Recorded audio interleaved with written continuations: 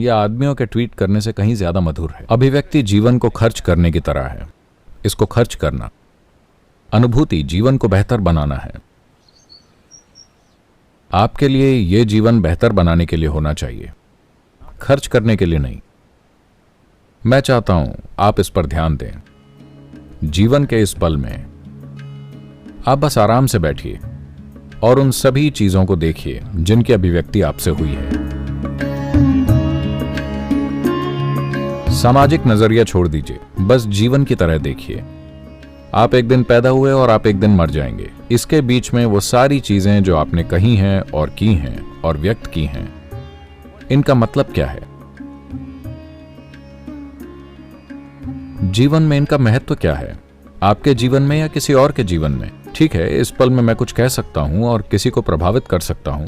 शायद मैं किसी बच्चे को कुछ सिखा सकता हूं और क्या कहते हैं, उसे कुछ सिखाने में, सही से रहने में सहायता कर सकता हूं या ऐसा कुछ। लेकिन असल जीवन में, जीवन के अंश के रूप में इसका क्या मतलब है? जो भी चीजें मैंने व्यक्त की हैं, इनका कोई मतलब नहीं है। लेकिन जो भी आपने अनुभूति की है वो आपको जीवन में आगे, काफी आगे लेकर जाएगा। आपने पहले से जो भी थोड़ी बहुत अनुभूति की है, अगर आप उसे व्यक्त करना चाहते हैं तो मैं कहूंगा ठहरो। ये बेचैनी आप जानते हैं पूरी दुनिया में है। ये एक अमेरिकन चीज हुआ करती थी, लेकिन अब ये हर जगह है। हर कोई बेचैन है। इससे पहले कि वो 20 साल के हों, वो चाहते हैं कि उनके जीवन में सब कुछ हो जाए। हर चीज जो आप जीवन में कर सकते हैं वो हो जानी चाहिए, क्योंकि इस चीज की बेचैनी है। एक डर है कि कहीं आप खुद को व्यक्त ना कर पाएं।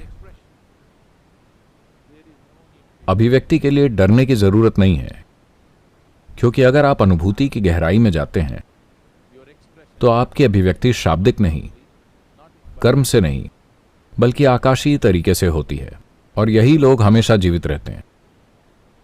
आज मेरे अनुभव में अगर मैं बस बैठ जाऊं, मेरे लिए चाहे आदि योगी हों या कृष्ण या बुद्ध या कोई भी योगी जो अपनी भौतिक प्रकृति से परे जिए, वो सब मेरे लिए अभी यहां पर हैं।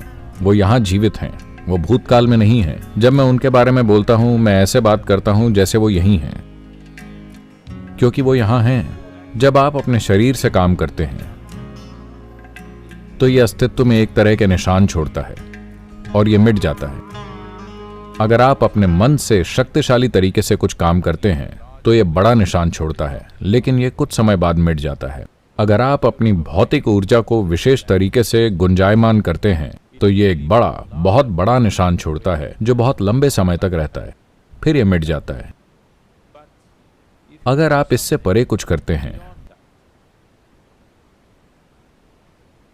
आप अपनी मूलभूत चेतना से कुछ करते हैं, तो जो निशान आप छोड़ते हैं वो हमेशा के लिए होते हैं। जब धरती नहीं रहेगी, आपको पता है, आप जानते हैं, सौर मंडल का अपना एक जीवन काल है। जब ये अपने में ही समा जाए या फट जाए, जिस तरह से भी ये खत्म हो, धरती के जाने के बाद भी जो कुछ खास लोगों ने छोड़ा है वो रहेगा।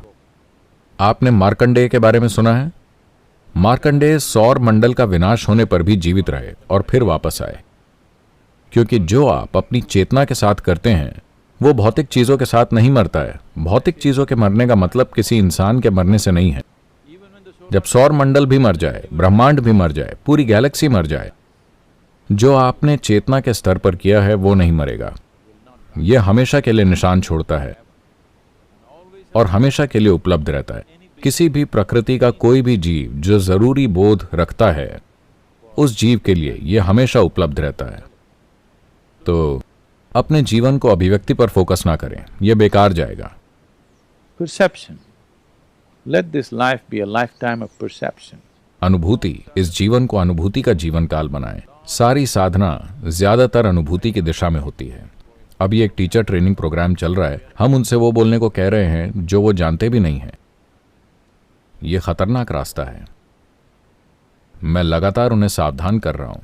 एक टीचर को हमेशा अलर्ट होना चाहिए, नहीं तो अज्ञानता आत्मज्ञान का रूप ले लेगी, जो कि बहुत बहुत खतरनाक है, जो हर जगह हो रहा है। किताबें और इंटरनेट लोगों के साथ यही कर रहे हैं, कुछ भी ना जानते हुए। आप सब कुछ जानते हैं, है ना? तो सबसे महत्वपूर्ण चीजों में एक, अगर आप अपने जीवन में आकाशिक तत्व कुछ मजबूती और उपस्थिति के साथ लाना चाहते हैं, तो एक चीज है, लोग सालों के लिए मौन में क्यों जाते हैं? कोई अभिव्यक्ति नहीं, केवल अनुभूति। क्योंकि आप कह क्या सकते हैं? आइए सुने, ये सुने कि सृष्टि और सृष्टिकर्ता क्या कह रहे हैं। हमें सुनना है, हमें अनुभूति करनी है, व्यक्त नहीं करना है।